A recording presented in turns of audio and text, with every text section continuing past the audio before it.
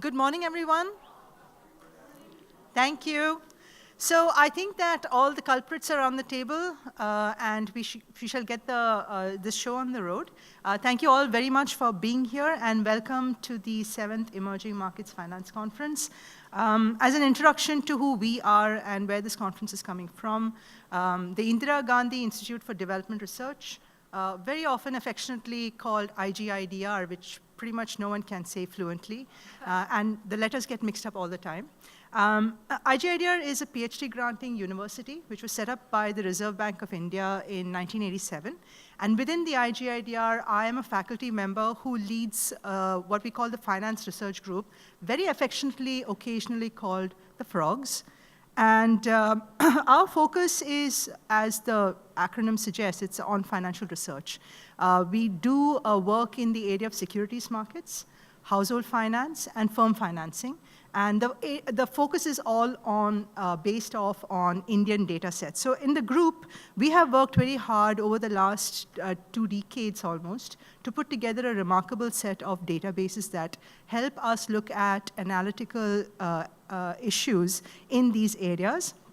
And we are academics who work on research papers to be published in the top journals of the world. We are real-world enthusiasts, and we try to engage with people who are practitioners as well as policymakers as much as we can. And to do all of this stuff, I've got a really great team of people, and the lead researchers of the FRG who are in this room and who will be in the conference all throughout, and you must reach out to them and see what fun things we can do together. Bhargavi Zaveri, she's sitting over there. Anjali Sharma, who was at the show yesterday, but I don't see her around the table right now. Rajeshwari Sengupta, another person who's an absentee, but I'll point them out to you later. And Renuka Sane, who's over here and moderated the demonetization session yesterday. So when we first conceived of this conference in 2010, we tried to make it something which was very real world, because as I said, we like to engage, even though we are pure researchers. Our location in Bombay, of course, gave us a very good advantage in that space, because finance happens in Bombay, there's a lot of policy making in Bombay. And I think that what is emerging from what I've watched of this conference over the last 7 years is that it is actually a mix of both technical academic presentations as well as policy discussions. And I think that element, this mixture of the two, is something that we don't often find in conferences in India. If you go to Delhi or Hyderabad or Calcutta, this is a very new element, and I think that this is being reflected in what we see in the 7th session of this conference, which is what we see today. So over the last 7 years, what I'm seeing at least is that there is a network effect which is coming up. Speakers, panelists, and participants are increasingly drawn to come to this conference because they expect to find each other. So I think that's just ballooned over the years, and this conference, the 7th conference, has actually had a great quantum leap. And we are very grateful to Yesha Yadav, the star. That's her. And Professor Pradeep Yadav, who's actually been, he's sitting over there right next to Mahendra, and he's been here at every single conference, just like me. So I think that we are the rare people who've been here for every conference, and I thank both of you for the energy and the enthusiasm that you've put in helping us do this collaborative conference together. We in India, as as we described yesterday in the introduction to what FRG does, is we have a lot of engagement with policymakers, and law and regulation is something that we are increasingly taking a greater interest in. We see numerous important policy innovations taking place in India that are interesting to both the law and the policy communities, not just in India, but also worldwide. So I sometimes feel embarrassed beating on the drum of the insolvency and bankruptcy code so often, but in the design of that law, there is a grand new institution that was visualized, which is called the information utilities. And in no law, bankruptcy law in the world, do we have something which is an institution that is provisioned in the law itself. And this is an institution which is an industry of firms that will be bridging the gap between creditors and debtors during the period of insolvency, and that's part of the law. So we are coming up with these new innovations, and I think that that is of interest to the global community. And what we hope is that many fruitful conversations will take place between both the legal scholars as well as the policymakers in this room who would look for collaborative research projects just as we are. So EMF in general, and particularly this year's EMF, involves, of course, terrific expenses, and we are very grateful to our sponsors for making this possible. So our sponsors this year is the Multi-Commodities Exchange, the National Stock Exchange, the National Securities Depositories Limited, PayPal, Phillip Capitals, and our knowledge partner in this has been the CFA Institute as well, and they've been great supporters of this, not just this year, but in several years. So if you have the time, please do stop by the booths that have been set up by the MCX, that's the Multi-Commodities Exchange, the National Stock Exchange, and the EPW Research Foundation, which is considered a strong supporter in terms of economics data, to see the things that they have put on display for us.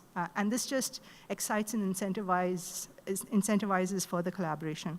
So that's an introduction from my side about who we are and what this conference is all about, and I hope it made some sense. We have some of the people in the panel that I would like to introduce their effort and their incentives. And the two people that we have, I would like to ask to come and speak is Professor Mahendra, who is the director of the IGIDR, as well as Dean Chris Guthrie, who is with the Vanderbilt Law School. And I said that I would choose who's going to speak after me as a random draw between 1 and 2 in my head at the very last minute. But I think, Chris, you've spiked it. Since he's standing here, I would like to welcome Dean Guthrie and give him 5 minutes. Thank you. Thank you very much, Susan, and thank you, everyone. Good morning. Morning. So as Susan mentioned, my name is Chris Guthrie, and I'm the Dean of Vanderbilt Law School. And on behalf of our law school, and on behalf of our law and business program in particular, I'm delighted to extend a welcome to all of our conference guests. Thank you so very much for participating in this important event. Truth be told, I'm a bit of an interloper at this conference. I'm not a law and business scholar, a bankruptcy scholar, an intellectual property scholar, or a trade scholar. But, and this is an important but, I have the true privilege of serving as dean of a law school that cares deeply about these topics, and I am so very honored to be here. In my brief welcome remarks this morning, I would like to begin by sounding an optimistic note. Although it is sometimes easy to lose sight of this, we have made enormous progress in our respective societies. Would any of us choose to live in our home countries 100 years ago, 50 years ago, or even a couple of decades ago rather than today? Progress often seems slow, but it is rather remarkable how far we have come. In my 50 years on this planet, I'm astonished by the many positive changes I've witnessed. But, and this is where I turn somewhat more pessimistic, there is no denying the fact that we currently live in uncertain and unsettled times. I suspect, for example, that virtually everyone in this room is concerned about at least one of the 2 Ds dominating our headlines, demonetization and Donald Trump. Because of the 2 Ds, as well as other recurring challenges like continued fallout from the Great Recession, political upheaval in many corners of the globe, and a host of isms, including terrorism, fundamentalism, and isolationism, we face meaningful risks on our streets and in our markets. Given these risks, it's abundantly clear that we need high-level, multidisciplinary, cross-cultural collaboration, focused on theory, facts, argument, and criticism to help us address the legal and policy challenges confronting us. That, at least in part, is what this conference aims to do, and we at Vanderbilt Law School are delighted to be a part of it. 2 people at Vanderbilt Law School have played a lead role and deserve our thanks. Professor Randall Thomas, who directs our law and business program, and Professor Yesha Yadav, who served as our primary organizer. Thank you, Randall and Yesha. As grateful as we are to Randall and Yesha, we at Vanderbilt recognize that we are simply building on Susan Thomas's vision, hard work, and unflagging commitment to the EMF conference. We are so honored and excited to partner with Susan and IGIDR. We are also grateful to Jyoti and Unathi for taking care of the ever-important conference logistics. So will you please join me in thanking the three of them? As everyone here knows, IGIDR is an international leader in research and policy, and this conference reflects the Institute's prominence. Like IGIDR, Vanderbilt Law School is committed to the study of law and its relationship to business, economics, and finance. We are also committed to deepening ties with India.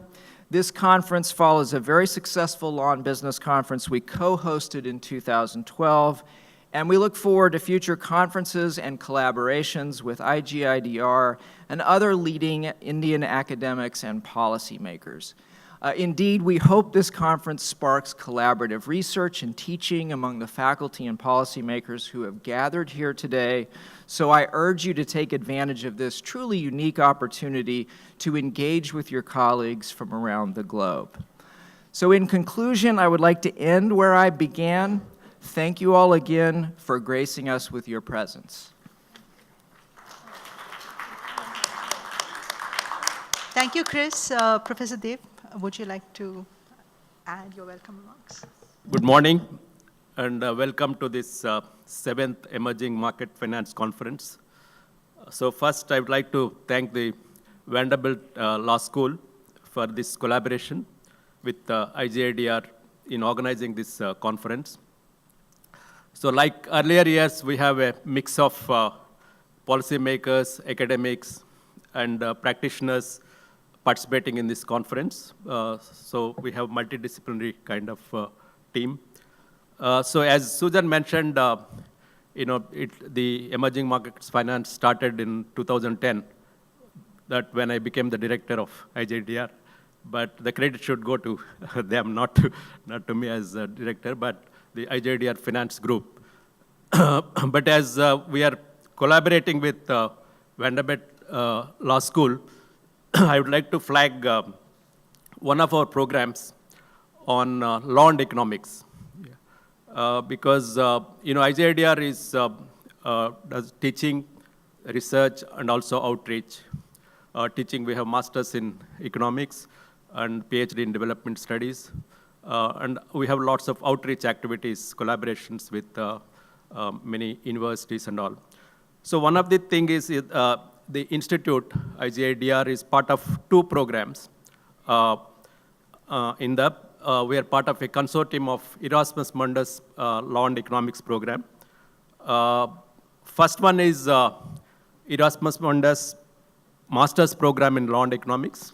And second one is the Erasmus Mundus Doctoral program in Law and Economics. The consortium has 9 partners: the University of Hamburg, Erasmus University, Rotterdam, the Bologna, Italy, Ghent, Belgium, Vienna, Haifa, from India, IGIDR, and lastly, Warsaw School of Economics. So these 9 institutes, IGIDR is part of a consortium. First on the master's program on law and economics, Erasmus Mundus master's program. The consortium admits 100 students from around the world. The students admitted to the program can choose to do their first 2 semesters in European institutes, and the third trimester they come to IGIDR. Successful candidates are awarded a degree by the consortium and where the institution where they undertook the course work. So this is about the master's program. So about the doctoral program, the importance of law and economics now has, lawyers should know some economics before giving, even the judges, before giving judgments on economics. So similarly, economists should know some law, about the, to have more understanding of economics. So that's why the importance of law and economics, so the doctoral program will be very, very useful. So here we have 3 institutes, IGIDR and also Rotterdam, and 2 other institutes are having this doctoral program. So the program aims to provide students with outstanding competence and knowledge in the field of law and economics. It employs economic theories and methods to explain and assess the effects of divergent legal rules. So our doctoral students will be endowed with skills necessary to contribute to ongoing scientific debates in this field. For example, the bankruptcy code we had multidisciplinary team there. So every year, this doctoral program also has numerous scholarships for the doctoral students. So we have courses on statistics and econometrics, game theory, and European competition law and economics, European securities and competition company law. So these kind of topics they teach there in the, whereas IGIDR has 2 courses, law and economic development, economics of development, and law and economics of institutions. So we teach these 2 at IGIDR. So this is about these 2 programs. So to sum up, law and economics as an important area of research, and also I should mention, since 2009, every year IGIDR, the students from this law and economics have won either the best thesis or second best thesis awards. And then, so this is an important area of research at IGIDR. So we can have collaborations with others on this subject. Another area is, of course, the public choice theory. This can be another area of collaborations. For example, yesterday we had demonetization, the panel.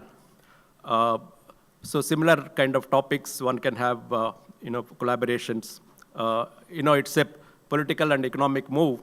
So what is the political economy behind it, and also economics behind it? So some of the implications one can discuss about this. So to conclude, this is the 7th Emerging Markets Finance organized by Susan Thomas and IGIDR finance team. So it's been a great success every year. We get very quality papers here. So I thank them for organizing these conferences. So once again, I welcome all of you to this important conference. Thank you. Thanks, Mahendra. Thanks, Dean Guthrie. Actually, there's one more name on the panel, but he promised that he would just stand up, say welcome and hello, and sit down. Randall, would you like to join us and say something? I'll be very, very brief. I am the director of the Law and Business Program. We're thrilled that all of you are here today. We're looking forward to a wonderful set of sessions and hopefully some really interesting back and forth between the panelists and the audience. So without further ado, I think we should get started. Round of applause.